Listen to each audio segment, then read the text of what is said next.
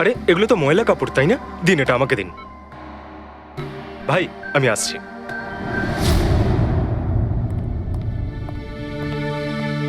Sir এখন কেমন আছেন? ভালোই আছে, আর আগের থেকে বেটার রয়েছে। আর সেটা শুধুমাত্র তোমাদের জন্যই সম্ভব হয়েছে।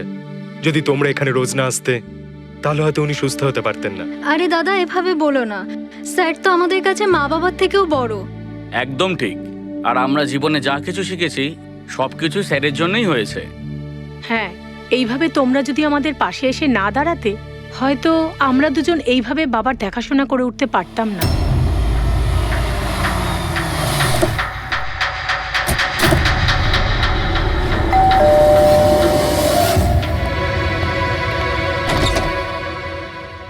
সন্দীপ আঙ্কেল, নমস্কার আঙ্কেল। নমস্কার।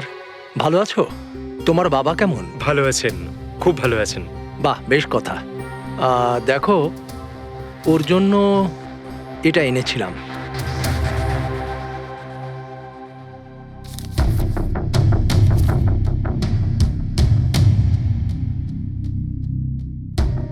আঙ্কেল, 25 লাখ টাকার চেক? হ্যাঁ মা, আজ জ্ঞানদীপ ইনোভেশনস এর 5 বছর পূর্তি। সেটার উপহার ভাবতে পারো। আঙ্কেল, সেটা ঠিক আছে, কিন্তু বাবা তো গত 2 বছর ধরে কোম্পানির জন্য কোনো কাজই করেন। দেখো, কিছু সম্পর্ক এই সমস্ত কথাবার্তার অনেক ঊর্ধ্বে হয়। তোমার বাবা আর আমার বন্ধুত্ব অনেকটা এরকম। চলো জ্ঞানের সঙ্গে দেখা করি। বাবা, দেখো কে দেখা করতে এসেছেন। কেমন আছে আমার বন্ধু? আরে, আগে থেকে তো অনেক ফিট মনে হচ্ছে। যদি তোকে এত হ্যান্ডসাম লাগে, নার্স তোকে ভালোবেসে ফেলবে। শোনো প্লিজ। আমি তোমার বাবার সঙ্গে কিছু কথা বলতে চাই, if you don't mind. Sure uncle, যাও যাক। হ্যাঁ হ্যাঁ। প্লিজ এসো সবাই। ওনার এই চেকটার জন্য আমাদের সত্যি খুব হেল্প হয়ে যাবে। হ্যাঁ, পাপার জন্য একটা অ্যাডভান্স বেড নিয়ে আসতে পারি, তাই না? হ্যাঁ। আরে স্যার, স্যার কি হলো? স্যার, কি হলো? লাইট অন্ধকার কেন এখানে? লাইট কি হলো? কি হলো? সন্দীপ আঙ্কেল,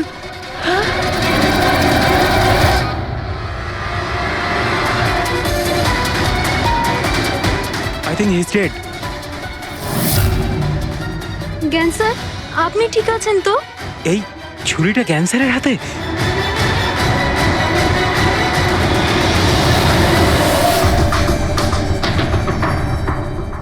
আচ্ছা, তুমি এটা বলছো যে তোমার বাবা জ্ঞানবাবুর হাতে ছুরি ছিল, কিন্তু উনি সন্দীপবাবুর খুন করেননি। স্যার উনি কিভাবে খুন করতে পারেন? 2 বছর ধরে তো উনি প্যারালাইজড। ওনার CLIS হয়েছে। Complete locking syndrome.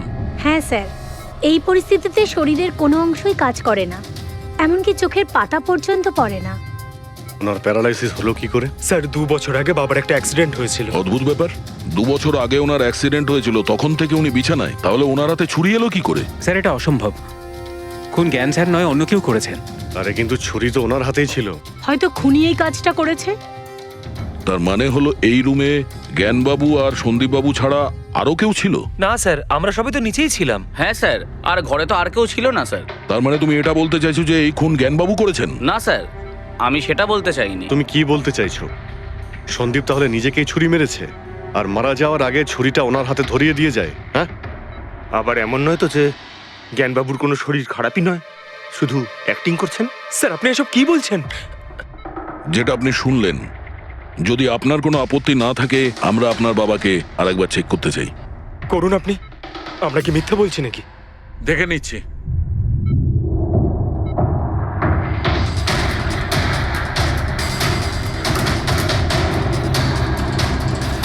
এনার তো পায়ের মাংসপেশিগুলো টোটাল অ্যাট্রোফিক হয়ে গেছে।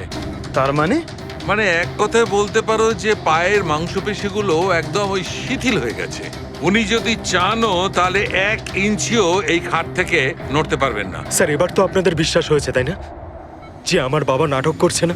এটা তো একদম শিওর যে ওই সময় তৃতীয় কেউ ছিল এখানে। আচ্ছা, এই উনি আবার জানালা দিয়ে আসেনি তো? পঙ্কজ, ফ্রেডি, তোমরা জানালার আশপাশটা ভালো করে চেক করে দেখো তো। কোনো প্রমাণ পাওয়া যায় কিনা? স্যার, অদ্ভুত ব্যাপার, প্রথমবার এইরকম হলো যে খুনির সাক্ষী এখানে রয়েছে কিন্তু সাক্ষ্য দিতে পারবেন না। সেটা পাওয়া যেতে পারে স্যার, সাক্ষ্য কি করে পাবো? এই মেশিনের সাহায্যে, যার নাম হলো BCI, ব্রেন কম্পিউটার ইন্টারফেস। এই মেশিনটা প্যারালাইজড পেশেন্টদের অনুভবগুলোকে বুঝতে সাহায্য করে। অদ্ভুত ব্যাপার, এটা কি সম্ভব? নিশ্চয়ই সম্ভব স্যার। স্যার, এই মেশিনটা রক্তের অক্সিজেন ফ্লোকে বুঝে নিয়ে পেশেন্টের অনুভবগুলোকে ব্যক্ত করে দেয়। একটু ভালো করে এক্সপ্লেন করো দেখি। স্যার আমি বলছি, এই মেশিনটা মাথার ভিতরে রক্ত প্রবাহকে ডিটেক্ট করে, তারপর এটা ক্যালকুলেশন করে যে আলাদা আলাদা পরিস্থিতিতে আলাদা আলাদা প্রশ্ন করলে তার উত্তরে মস্তিষ্কের ভিতরে রক্ত প্রবাহ কেমন হচ্ছে। ও, আর এই রক্তের মাত্রা এইটা বলতে পারবে যে ওই সময় এই মানুষটা কি ভাবছিল, এর মনের মধ্যে কি চলছিল। Exactly. Good, very good. Freddie sir, এখান থেকে ওপরে যাওয়ার কোনো রাস্তা নেই। সে আমি জানি। এই পাইপটা দেখ, খুনি এই পাইপটা বেয়েই উপরে উঠেছিল, খুন করে এই পাইপটা ধরেই বেয়ে নিচে নেমে গেছিল। আর ওই ভাঙা টপটা দেখতে পাচ্ছিস, ওইটার উপরই পড়ে দৌড়ে পালিয়েছিল। চলুন স্যার, নিচে গিয়ে দেখি। চল। আমার বাবা অ্যাক্সিডেন্টের আগে এই টেকনিকটাকে আরো এগিয়ে নিয়ে যেতে চেয়েছিলেন। বাবা সবসময় এটা বিশ্বাস করতেন যে বিজ্ঞানের কাছে সব প্রশ্নের উত্তর রয়েছে, প্রয়োজন শুধু চোখ খুলে সমাধানটা খুঁজে বের করা। আপনার বাবা একদম ঠিক কথা বলতেন। হ্যাঁ স্যার, জ্ঞান স্যার চেয়েছিলেন যে বিজ্ঞানের জন্য তারা চোখে দেখতে পাক যারা দৃষ্টিহীন, যারা শুনতে পায় না তারা যেন শুনতে পায়। মানুষের উপকার করতে চেয়েছিলেন জ্ঞান স্যার। আর নিয়তির খেলা দেখুন, আজ ওনারই আবিষ্কার ওনাকে সাহায্য করছে, যেটা একদিন ওনার অনেক বড় স্বপ্ন ছিল। ঠিকই বলছেন স্যার, টপটা তো ভাঙা। আর এই দেখ, পায়ের এই ছাপগুলো দেখ, খুনি এই পথেই পালিয়েছিল। স্যার এখানে দেখুন, রক্ত স্যার। তার মানে পঙ্কজ, ঘরের ভেতর আরো কেউ ছিল যে সন্দীপ বাবুকে খুন করেছে। রক্তের এই স্যাম্পলটা নিয়ে ফরেন্সিক ল্যাবে যাওয়া যাক। আচ্ছা, এই জ্ঞানবাবু BCI এর সাহায্যে কি কথা বলতেন? যেরকম ওনার যখন খিদে পেত উনি সেটা বলতেন, যদি ওনার বেড প্যানের প্রয়োজন হতো সেটাও বলতেন, এমনকি বাবা ওটা দিয়ে দাবাও খেলতেন স্যার। কি দাবা খেলতেন? গ্রেট। হ্যাঁ স্যার, যেমন যেমন প্যাটার্ন এনার মনের মধ্যে তৈরি হতো সেই অনুযায়ী অক্ষরের পেছনে লাইটগুলো জ্বলে উঠতো, আর আমরা অক্ষরগুলোকে মিলিয়ে বুঝে যেতাম যে ইনি কি বলতে চাইছেন। তাহলে তো উনি বলতে পারবেন যে খুনি কে? হ্যাঁ স্যার, নিশ্চয়ই। স্যার বাবাকে একবার জিজ্ঞেস করা উচিত। অবশ্যই করব, আগে তো আমরা ভালো করে তদন্ত করে নিই।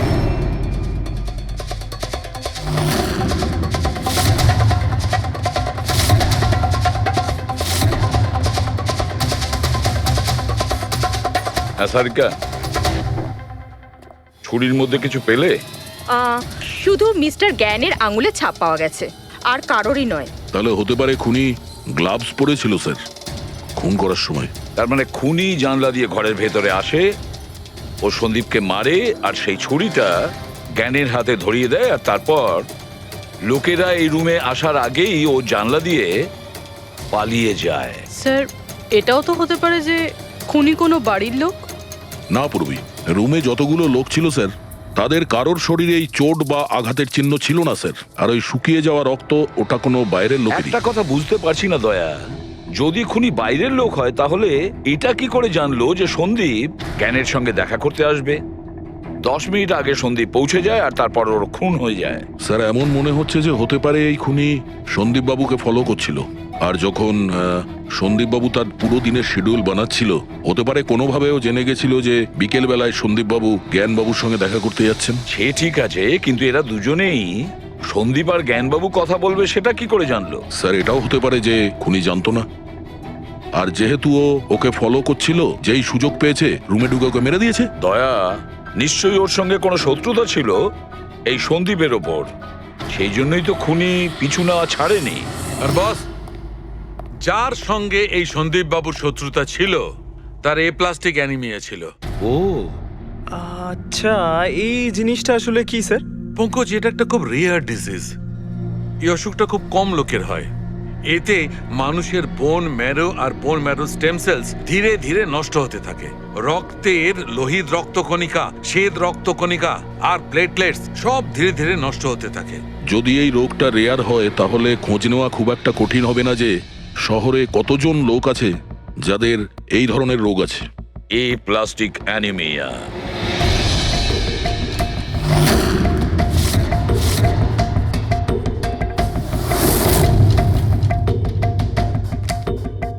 হ্যাঁ দা, কিছু পেলে? হ্যাঁ স্যার, এই শহরে সব মিলিয়ে ৪৫ জন লোক আছে যারা এই রেয়ার অসুখে ভুগছে স্যার।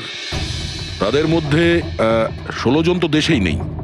তার মানে বাকি রইল ২৯। তাদের মধ্যে ১৪ জন এমন লোক আছে যারা বয়স্ক, মানে উঁচু ব্যালকনি থেকে লাফাতে পারবে না। বাকি রইল ১৫। তাদের মধ্যে ৭ জন বাচ্চা আছে যাদের বয়স ১২ বছরের কম। তাহলে বাঁচলো ৮ জন। হ্যাঁ স্যার, আর ৮ জনের মধ্যে তো ৪ জন এমন আছে স্যার যারা অনেক বেশি মোটা স্যার। এই দেখুন, ও, এরা না ওই ব্যালকনিতে উঠতে পারে না লাফাতে পারে। অসম্ভব স্যার। তার মানে দয়া, আমাদের কাছে সাসপেক্ট ৪ জন। ৪ জন সাসপেক্ট। হ্যাঁ স্যার। নাম কি তাদের? স্যার, লীলা, রমেশ, সুনীল আর হেমন্ত। নীলা, রমেশ, সুনীল আর হেমন্ত। রবি, স্যার, একটু দেখো তো আমাদের ক্রিমিনাল ডেটাবেসে কোনো পুরনো পাপি কিনা।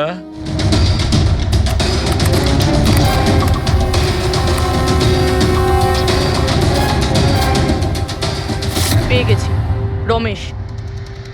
চুরি, ছিনতাই, তাছাড়া লোকেদের মেরেওছে। থাকে কোথায় সে? সরোজনগর চল। নিয়ে এসে একে।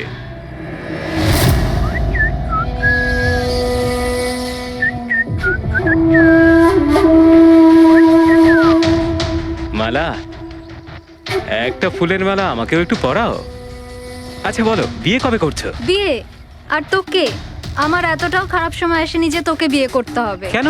তুই এতটাই খারাপ দেখতে যে তোর বাড়ির আয়না ভয় পেয়ে যায় তোকে দেখে। কিন্তু তোমার বাড়ির আয়না তোমার জন্য কবিতা বলে, এটা আমি খুব ভালো করে জানি। আরে, তোর হাতে আবার কি হলো? আরে কিছু না, শত্রুর সাথে যুদ্ধ করতে গেলে এরকম চোট লেগেই থাকে মালা দেবী। নাটক করিস না, বল কি হয়েছে। ব্যাপারটা এই যে আমি হেঁটে হেঁটে যাচ্ছিলাম, হঠাৎ করে দেখলাম একটা বুড়ি মহিলা রাস্তা পেরোনোর জন্য এগোচ্ছিল। তখনই উল্টো দিক থেকে একটা মোটরসাইকেল খুব জোরে, খুব স্পিডে, ১০০ স্পিডে ওর দিকেই এগোচ্ছিল। যখনই মোটরসাইকেল ওই বুড়ি মহিলাকে ধাক্কা মারতে যাচ্ছিল, মাঝখানে পৌঁছে গেলাম আমি আর বাঁচিয়ে নিলাম ওকে। আচ্ছা, তুই এতটাই সাহসী? আমি কি কি ভালো পারি সে ব্যাপারে তো তুমি এখনো জানোই না। আচ্ছা বল, আর কি কি গুণ আছে তোর মধ্যে? আমার ভালো গুণগুলো হলো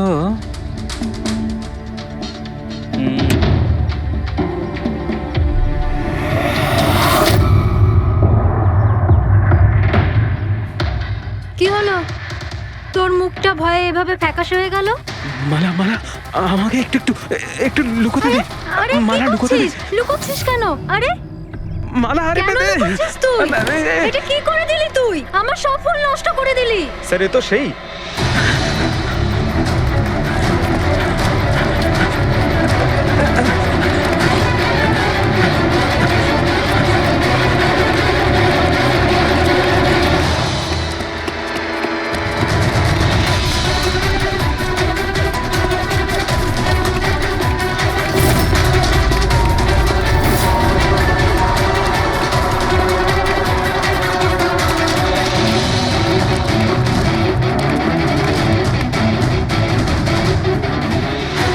পালিয়ে গেছে মনে হয় স্যার।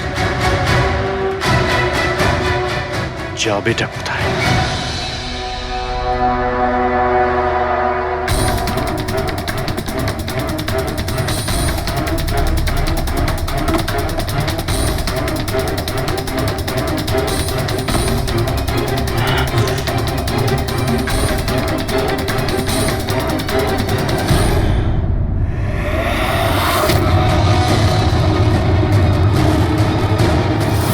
আয় আয় আয়, তোরই বাড়ি এটা। দৌড়াচ্ছিস কোথায়? হ্যাঁ, সিআইডি থেকে পালানো তো সহজ নয়। আমার একটা গুণ আছে, যখন আমি রেগে যাই তখন অপরাধীর খারাপ সময় শুরু হয়ে যায়। এর তো খারাপ টাইম শুরু হয়ে গেছে স্যার। এসব কোথা থেকে নিয়ে এসেছিস? হ্যাঁ, আনিনি স্যার, নিজে বানিয়েছি। এই মেশিনটা তুই বানিয়েছিস? দেখে তো মনে হচ্ছে চাও ঠিক করে বানাতে পারিস না, মেশিন বানিয়েছিস। কোথা থেকে চুরি করেছিস? না স্যার, আমি চুরি করিনি। শুধু চুরি করিসনি, খুনও করেছিস তুই। খুন? কার sir? D117 MG road, Sundarnagar. এখানে গেছিলি তো তুই? তোর হাতে আঘাত লেগেছে না? তোর এই রক্ত আমরা ওখানে পেয়েছি। আমার ছিল না স্যার। তোরই ছিল। তুই যে হসপিটালে ট্রিটমেন্ট করিয়েছিলি সেখানেই ম্যাচ করে গেছে। মাঝার কোনো রাস্তা নেই? না, সোজা ফাঁসি। চুরির জন্য ফাঁসি দিয়ে দেবে? চুরি নয়, খুন। সন্দীপের খুন। না স্যার, আমি কোনো খুনই করিনি। আমি তো শুধু ওখানে চুরি করতে গেছিলাম। তুই একে খুন করিসনি? হে ভগবান, কি বিপদে পড়লাম। মায়ের দিব্যে বলছি স্যার, আমি কোনো খুন করিনি। আমি তো খবর পেয়েছিলাম যে ওখানে একটা লোক থাকে যার প্যারালাইসিস হয়ে গেছে। চুরি কোথায় করতে হবে সেটা ভালো করে জেনে নিয়ে আমি ওখানে শুধু চুরি করতে গেছিলাম। আমি ওখানে শুধু এই কারণেই গেছিলাম। আমি তোকে চিনিও না, কেন মারবো? কারণ সন্দীপ তোকে চুরি করার সময় দেখে ফেলে, তাই একটা অপরাধ লুকোতে গিয়ে আরেকটা করে ফেলেছিস। হ্যাঁ, এই কথাটা সত্যি স্যার, যে আমি ওখানে গেছিলাম আর সন্দীপ আমাকে দেখে চিৎকারও করেছিল। ওর চিৎকার শুনে আমি ভয় পেয়ে গিয়ে পালিয়ে এসেছিলাম। তাহলে তোর লাগলো কি করে? এটা যখন সন্দীপ চিৎকার করলো তখনই লাইট চলে গেছিল আর অন্ধকারে আমি নিচে লাফালাম। ওই লাফাতে গিয়ে চোট লেগে গেছে। ওই রুমের মধ্যে তুই ছাড়া সেই সময় আর কেউ ছিল না। তুই খুন না করলে কে খুন করবে? না স্যার, আমি ছাড়া অন্য কেউ ছিল ওখানে। কে?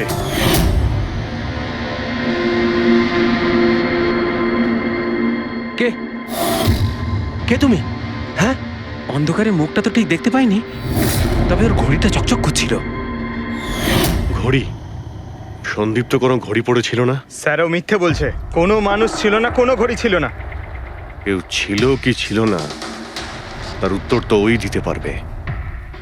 জ্ঞান, উনি আজ কেমন আছেন? স্যার, আগের থেকে বেটার, কিন্তু আজকে কিছু জিজ্ঞাসা করতে চান ওনাকে? শুরু করি। শিওর স্যার, কিন্তু আপনারা যা জিজ্ঞেস করতে চান একটু স্লোলি জিজ্ঞাসা করবেন স্যার, যাতে উনি আপনাদের এক একটা শব্দ বুঝতে পারেন স্যার। হ্যাঁ, জ্ঞানবাবু, এ রমেশ, এ একজন চোর। যে রাতে সন্দীপ বাবুর খুন হয়েছিল ও এখানে চুরি করতে এসেছিল। ও বলছে যে সেই রাতে এখানে অন্য কাউকে দেখেছিল।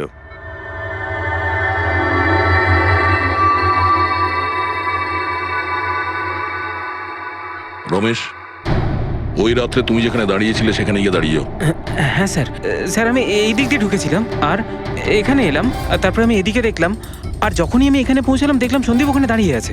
আমি ভয় পেয়ে পেছন থেকে ঘুরলাম আর তখনই কারেন্ট চলে গেল। এখানে দাঁড়িয়েছিলে মানে উনি নিশ্চয়ই তোমাকে দেখেছেন। আচ্ছা, ও কি এখানে ছিল?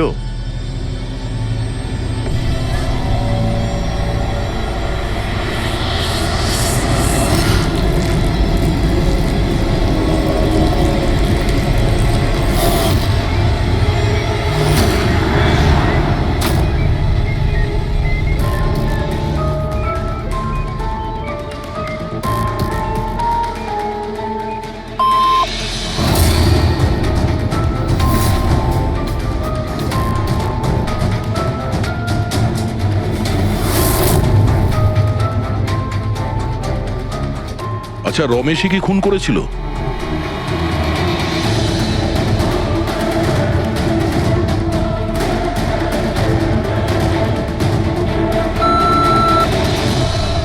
নো নো স্যার, নো মানে না স্যার, আমি বলেছিলাম না আমি মারিনি স্যার। হ্যাঁ ঠিক আছে, তুমি এদিকে দাঁড়াও। আচ্ছা আচ্ছা, আপনি এটা বলুন, আপনি কি খুনিকে দেখেছেন? আপনি চেনেন খুনিকে?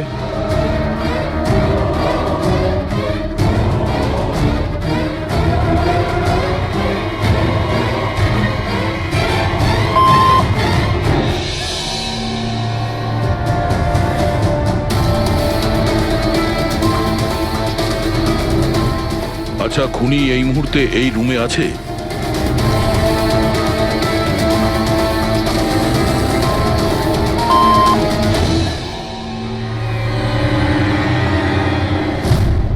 মানে খুনি আমাদের মধ্যে কেউ একজন? আপনার কোনো স্টুডেন্ট?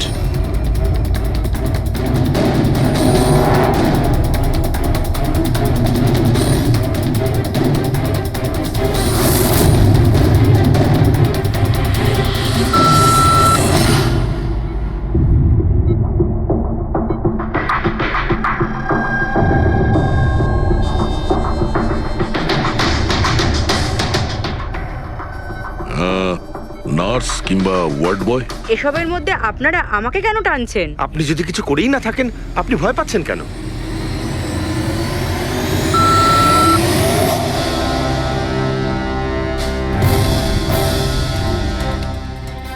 জ্ঞানবাবু, তাহলে শুধুমাত্র তো আপনার ফ্যামিলির লোকেরা আছে।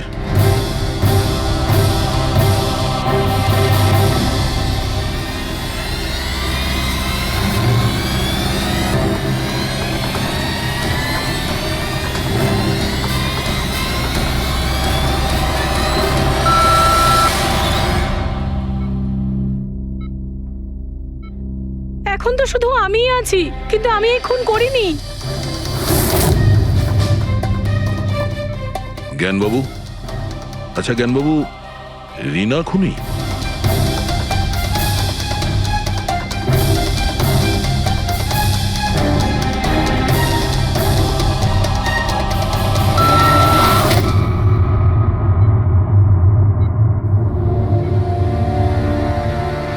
আপনি আমাদের বললেন যে আপনার পরিবারেরই কেউ খুনি।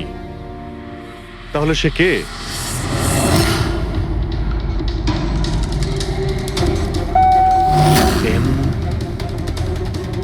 এম? আপনাদের মধ্যে কার নাম এম থেকে শুরু হয়?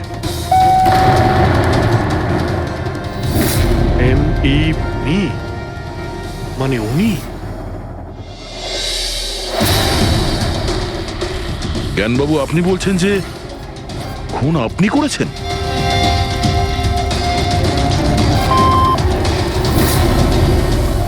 বুঝতে পারছি না ইনি কেন আমাদের সঙ্গে এরকম খেলা খেলছেন। কালকের কাগজে হয়তো আসবে যে সিআইডি নাকি খুনের অপরাধে এমন লোককে অ্যারেস্ট করেছে যে নাকি প্যারালাইসিস হয়ে পড়ে আছে 2 বছর ধরে। খুনি নিশ্চয়ই জ্ঞানবাবুর আশেপাশের কেউ। উনি ওকে বাঁচানোর চেষ্টা করছেন, জানি না কেন। সমস্ত অভিযোগ উনি নিজের মাথায় নিচ্ছেন। যদি সে আপন কেউ হয় তাহলে সেই ছুরি ওনার হাতে কেন দিতে যাবে? অন্য কারোর হাতে দিত, যাকে সহজেই বিশ্বাস করা যেত। আর কারোর ওপর যদি দোষ চাপানোরই হয়, তাহলে জ্ঞানবাবু ওকে বাঁচাচ্ছেন কেন, যখন এই সন্দীপবাবু ওনার খুব ভালো বন্ধু, ভাইয়ের থেকে? এটাই তো, সব থেকে বড় বন্ধু, ভাইয়ের থেকেও বড় বন্ধু। কিছু তো একটা গোলমাল আছে। এ কি সত্যিই বন্ধু নাকি শত্রু? জ্ঞানবাবুর ছেলে বলছিল সন্দীপবাবু ওনাকে 2 বছর ধরে টাকা পাঠাচ্ছিল, ওনার অসুখের সময় ওনার পাশে ছিল। তার উপরে স্যার, ঘটনার দিন সন্দীপ 25 লাখের চেক নিয়ে এসেছিল। ওনার ফ্যামিলি মেম্বার তো এটাই ভাববে যেটা দেখানো হয়েছে। আর সব সময় পর্দার পিছনের খেলাটা অন্য কিছু হয়ে থাকে, অন্য রকম হয়ে থাকে। কিন্তু স্যার, পর্দার আড়ালের সত্যিটা তো শুধুমাত্র জ্ঞানবাবুই জানেন, আর উনি তো সত্যি কথা বলছেনই না। জ্ঞানবাবু সত্যি কথা বলছেন না তো কি হয়েছে বস? ওর মস্তিষ্ক তো সত্যি কথা বলবে। আমার জ্ঞানবাবুর মস্তিষ্ক চাই। জ্ঞানবাবুর মস্তিষ্কটা এনে দাও, তারপর দেখবে তুড়ি মেরে খুনির কাছে পৌঁছে যাব। ডক্টর সালুকে, এটা কি ধরনের ডিমান্ড করলেন আপনি? কারণ মস্তিষ্ক কি করে নিয়ে আসা সম্ভব? কেন হবে না ফেডরিক? এই কেসে ওনার মস্তিষ্ক তো ওকে এনে দিতেই পারি আমরা। কেননা গত 2 বছরে ওনার মস্তিষ্কে যা কিছু ঘটেছে সব বিসিআই মেশিনে রেকর্ড হয়েছে। এক্স্যাক্টলি বস। আর এই মেশিনে আমাদের বলবে যে জ্ঞানবাবুর সঙ্গে ওর কি আর কেমন সম্পর্ক ছিল। হ্যাঁ ফেডরিক, সব ডেটাগুলো নিয়ে এসো বিসিআই মেশিনের। আর দয়া স্যার, রমেশকে ওনাদের বাড়িতে নিয়ে যাও, আর ওখানে যে কয়জন লোক ছিল সবার ঘড়ি চেক করাও। স্যার, এখনো আমাদেরকেই সন্দেহ করছেন? হ্যাঁ, আর ততক্ষণ সন্দেহ করব যতক্ষণ আসল খুনিকে পাওয়া যায়। কিন্তু জ্ঞান স্যার তো বলেই দিয়েছেন আমরা সবাই নির্দোষ, তাও আপনারা। হতে পারে উনি মিথ্যে কথা বলছেন তোমাদের মধ্যে কাউকে বাঁচানোর জন্য। তাহলে আপনারা আসল খুনিকে কিভাবে খুঁজবেন? সিআইডি এই দায়িত্ব আমাকে দিয়েছে। কেননা সেই রাতে আমি খুনির ঘড়িটা দেখতে পেয়েছিলাম। কিন্তু সেদিন তো ঘরে অন্ধকার ছিল, তুই ঘড়ি কি করে দেখলি? ম্যাডাম, এই পৃথিবীর বেস্ট চোর আমি। যে জিনিসের দিকে নজর দিই মাথায় পুরো কুষ্টি চেপে যায়। তাহলে দুনিয়ার বেস্ট চোর বাবু, কাজে লেগে যান।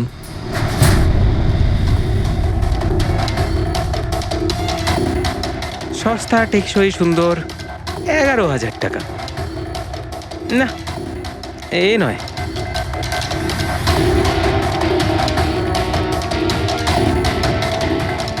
না স্যার, আপনি একটু হাতটা দেখাবেন? এও নয়, এটা তো একেবারে বেকার। ও হ্যালো, বেকার এটা, 2 লাখ টাকা দাম। আরে ম্যাডাম, 2 লাখের ঘড়ির কপি, এটা ডুপ্লিকেট মাল। চোর বাজারে এর গুদাম আছে, 1500 টাকাতে আনিয়ে দেবো। হাতটা দেখি। হাত কেন কাঁপছে আপনার সকাল সকাল? না স্যার, এও নয়। স্যার অ্যাকচুয়ালি আমার নিউরোলজিক্যাল প্রবলেম রয়েছে। ছোটবেলা থেকেই আমার হাত কাঁপে, আমি কোনো কিছু ভালোভাবে ধরতে পারি না। পঙ্কজ, একটু ওই পেনটা দাও ওকে।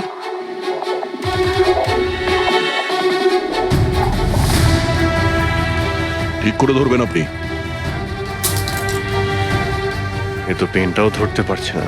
স্যার অ্যাকচুয়ালি জ্ঞান স্যার আমার এই প্রবলেমটাই সলভ করতে চেয়েছিলেন। উনি এর সাথে রিলেটেড রিসার্চও করছিলেন, কিন্তু হয়তো ভাগ্যের সম্মতি ছিল না এতে। আর জ্ঞান স্যারের গাড়ির অ্যাক্সিডেন্ট হয়ে গেল। ভরসা রাখো, এর কোনো না কোনো চিকিৎসা তো হয়েই যাবে। তুমি দেখো বাকিদের ঘড়িগুলো। না স্যার, এদের মধ্যে কারোর ঘড়িই নয়। কারোর কাছেই নেই? হতে পারে খুনির কাছে একের থেকে বেশি ঘড়ি আছে। ওই দিন ও যে ঘড়িটা পড়েছিল আজ ওটা পড়েনি। হায় ভগবান, আপনি এখনো সন্দেহ করছেন? পঙ্কজ, এই রমেশকে নিয়ে যাও। পৃথিবীতে যত ঘড়ি আছে, যত মডেলের রয়েছে, সবগুলো দেখাও ওকে। স্যার, যত ঘড়ি আছে, যত মডেল আছে, সব? তবেই তো জানা যাবে খুনি কোন মডেলের ঘড়ি পড়েছিল। এক মিনিট, একটু এদিকে আয়, এদিকে আয়।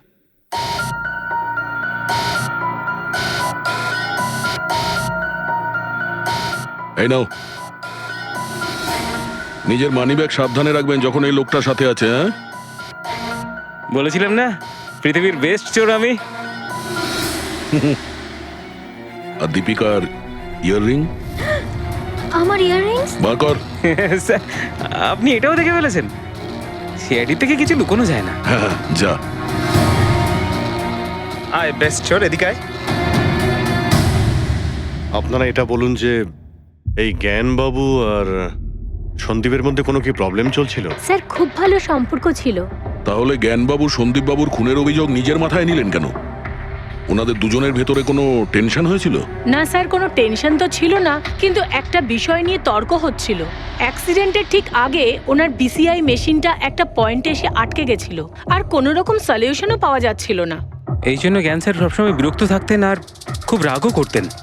হ্যাঁ স্যার, যখন সন্দীপ আঙ্কেল বাবাকে বলেছিলেন যে আপনি চিন্তা করবেন না, দেখবেন সব ঠিক হয়ে যাবে, তখন বাবা ওনার উপরও রেগে গেছিলেন। হ্যাঁ স্যার, এর জন্য হয়তো উনি জোরে গাড়ি চালাচ্ছিলেন আর অ্যাক্সিডেন্টটা হয়ে গেছে। এক মিনিট। যদি এই অ্যাক্সিডেন্টটা বিসিআই মেশিন তৈরি হওয়ার আগেই হয়েছিল, তাহলে এই বিসিআই মেশিনটা কাজ করছে কি করে? স্যার, সন্দীপ আঙ্কেল সেটা কমপ্লিট করেছিলেন।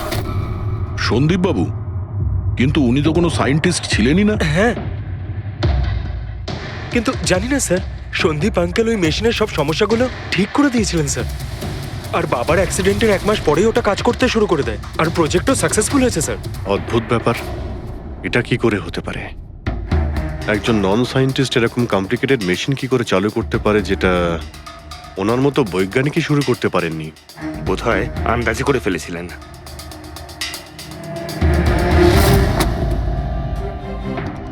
মাই গড, গত 2 বছরে এত ডেটা বেরিয়েছে ওনার একার? হ্যাঁ বস, আর এই পেপারগুলোর প্রত্যেকটা জায়গা খুঁটিয়ে খুঁটিয়ে ভালো করে দেখতে হবে যে সত্যিটা কি ছিল, যেটা জ্ঞানবাবু আমাদের থেকে লুকোতে চাইছেন। এক একটা শব্দ, এক একটা অক্ষর জুড়ে তার প্যাটার্ন বানিয়ে দেখতে হবে। চলে এসো, সবাই মিলে কাজ করি। সবাই চলে এসো। রেডি?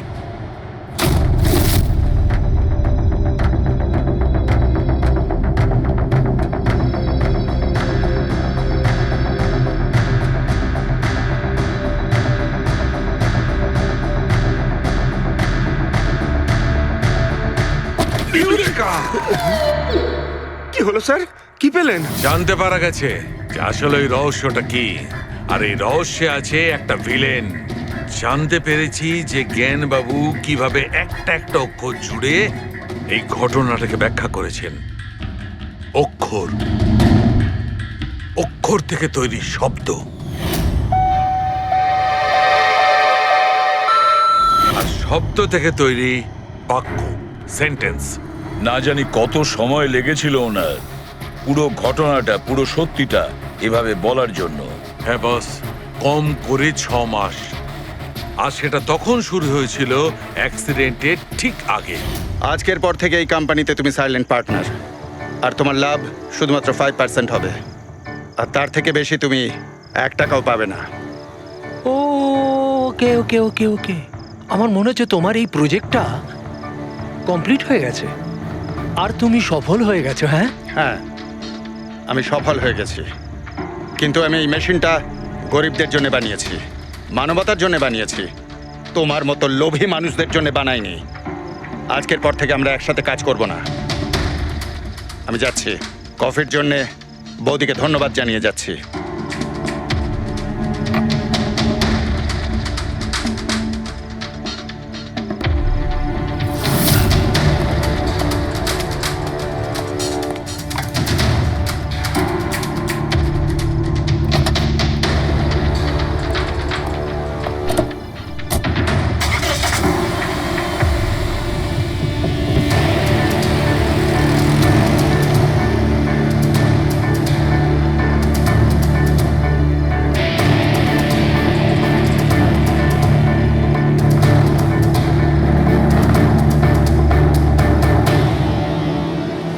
এ কি হলো? হঠাৎ করে গাড়ি ব্রেক ধরছে না কেন? ব্রেক ছুঁয়ে কি হলো?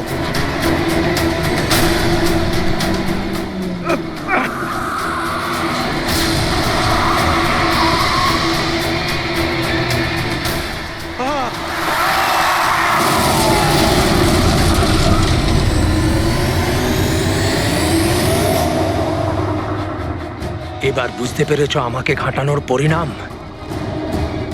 আমাকে তুমি 5% দিতে যাচ্ছিলে, তাই না?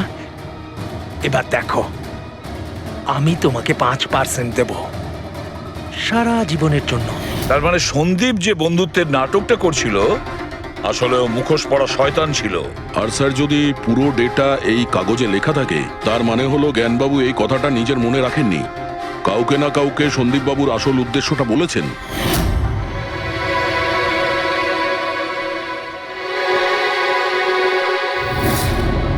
আর উনি এ ব্যাপারে যে বা যাকে সত্যিটা বলেছিলেন সেই হলো অপরাধী, সেই হলো সন্দীপের খুনি।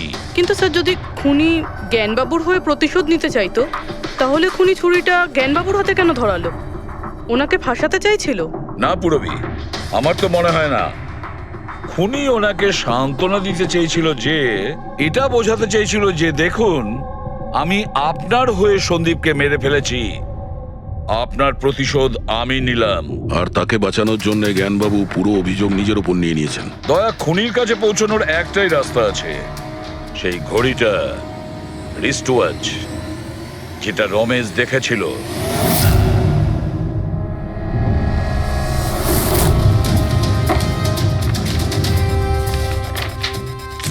আরে ভাই, তাড়াতাড়ি কর, এত সময় নেই আমাদের কাছে। পঙ্কজ, আরে দেখছি তো কি আমি। হচ্ছে? স্যার, কি হলো রমেশ, মজা আসছে কি না? যথেষ্ট স্যার, আমি হাত জোড় করছি, আমি আর ঘড়ি দেখতে পারবো না। 10,000-এর উপর ঘড়ি আমাকে দেখানো হয়েছে, আমার মাথা ঘুরছে স্যার। যতক্ষণ না ঘড়ির মডেল খুঁজে পাচ্ছিস ততক্ষণ বাড়ি যেতে দেবো না তোকে। স্যার, স্যার, এই, কি স্যার, আমাকে করছিস? ক্ষমা করে দিন স্যার, আমি বলছি বাপের জন্য আর চুরি করবো না, আমাকে বাড়ি যেতে দিন স্যার। ওট ওট ওট ওট ওঠ। জানা তো দরকার, ওই রাতে তুই ওখানে কোন ঘড়িটা দেখেছিলি? হ্যাঁ, এখন আর কটা ঘড়ি দেখবো স্যার? এতগুলো ব্র্যান্ডের এতগুলো মডেল দেখলাম স্যার, ওগুলোর মধ্যে কোনোটাই নয় ওটা। তো কোনো মডার্ন ঘড়ি ছিল নাকি? হ্যাঁ ম্যাডাম, একদম মডার্ন ঘড়ি ছিল। ঘড়ি তো ছিল, কিন্তু ঠিক ঘড়ির মতো দেখতে ছিল না। কি বললি? মডার্ন ঘড়ি ছিল অথচ ঘড়ি নয়? হ্যাঁ। ঘড়ি দেখেছিস তো? ড্রয়িং করাতে পারবি? ঠিক আছে পুরবি, একে দিয়ে স্কেচ বানাও।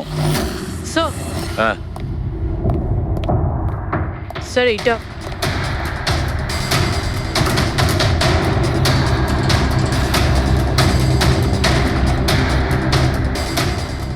মাই গড, কি হলো? 1 মিনিট বস,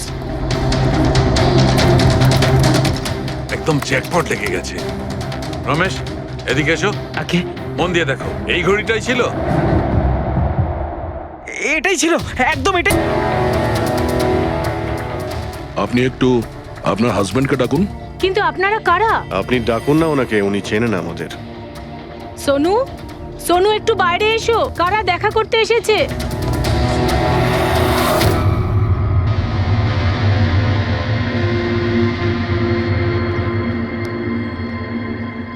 আপনারা এখানে কি ব্যাপার?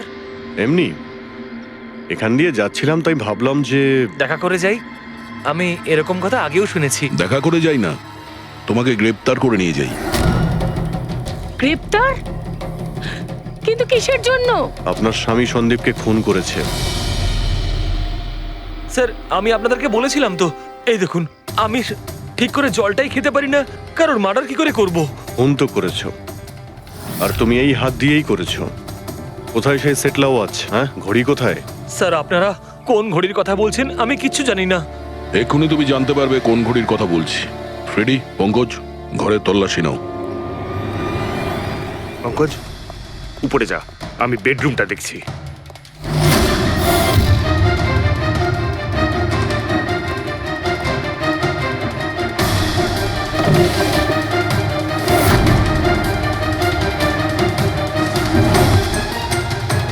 কিচ্ছু নেই।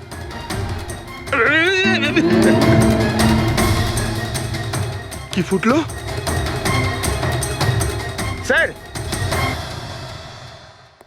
স্যার, বালিশটার মধ্যে কিছু একটা আছে। বালিশের ভেতরে?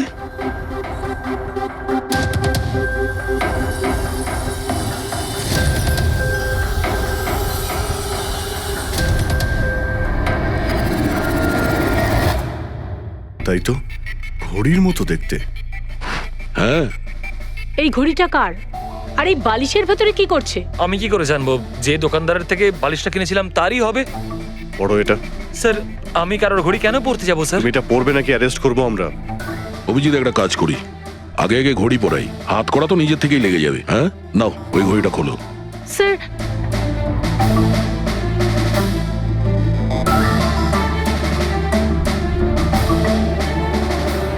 আরে বাহ, দেখো, এর হাত কাঁপা বন্ধ হয়ে গেছে।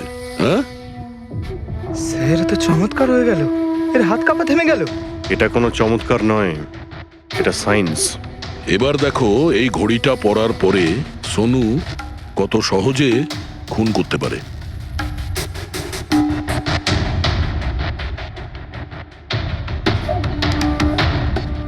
স্যার, কিন্তু এই ঘড়িটা কাজ করে কি করে?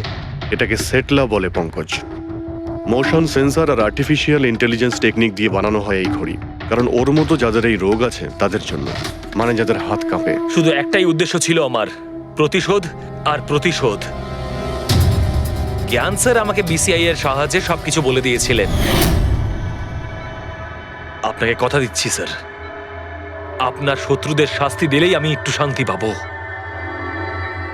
এটা আমার তরফ থেকে ছোট্ট গুরুদক্ষিণা মনে করতে পারেন। সেদিন কোম্পানির অ্যানিভার্সারি ছিল, আর আমি জানতাম যে সন্দীপ ওখানে নিশ্চয়ই আসবে। প্রত্যেকবারের মতন জ্ঞান স্যারের সাথে ও ওটাই করবে। জ্ঞান স্যারের সাথে কথা বলার আগে ও সবাইকে বাইরে বের করে দিত, যাতে ও স্যারকে অপমান করতে পারে। কিন্তু এইবারে ও এটা জানতো না যে মৃত্যু ওর জন্য অপেক্ষা করছে। আজ আমাদের কোম্পানির 5 বছর পূর্তি। যখন বাড়ির প্রত্যেকে রুমের বাইরে এক এক করে চলে গেল, তখন ওদের খেয়াল ছিল না যে আমি ওদের সাথে নেই। দেখো আমি কেমন বন্ধু। A promise is a promise my friend, and you know as I কে কে তুমি? হ্যাঁ, আর তারপরে আমি কারেন্ট অফ করে দিই, আর জ্ঞান স্যারের সামনে আমি ওকে মেরে ফেলি। আর তারপরে আমি ফিঙ্গারপ্রিন্ট মুছে ফেলে জ্ঞান স্যারের হাতে ছুরিটা ধরিয়ে দিই। আর বাকিরা সবকিছু জানার আগেই আমি সবার মধ্যে দাঁড়িয়ে পড়ি। তুমি প্ল্যানটা তো ভালোই করেছিলে, কিন্তু কপালটাই খারাপ। রমেশ ওখানে আসে চুরি করতে। আর ও তোমার এই ঘড়ি দেখে নিয়েছিল। এমনিতেও স্যার কিছুই লুকিয়ে রাখা যায় না। রমেশ না এলেও আজ নয় কাল আমাকে আপনারা ধরেই ফেলতেন। তুমি যখন সবকিছুই বোঝো তাহলে এরকম অপরাধ কেন করলে? জ্ঞান স্যারের ঋণ শোধ করতে। এটা শুধু ঘড়ি নয়, আমার মতো মানুষের কাছে এটা নতুন জীবন, যে জীবনটা জ্ঞান স্যার উপহার দিয়েছিলেন। উনি আমাকে বিশ্বাস করিয়েছিলেন যে বিজ্ঞানের ক্ষেত্রে আমি এগিয়ে যেতে পারি। যেভাবে উনি তোমার সমস্যার সমাধান করেছিলেন, তুমিও সেরকম সমাজের ভালোর জন্য কোনো কাজ করতেই পারতে। কিন্তু তুমি আলোর দিকে যাওয়ার পরিবর্তে অন্ধকারের দিকে চলে গেলে। আর এমন অন্ধকূপে পৌঁছলে যেখানে আসার কোনো আলোই নেই। যদি কিছু থাকে সেটা হলো শুধু ফাঁসি।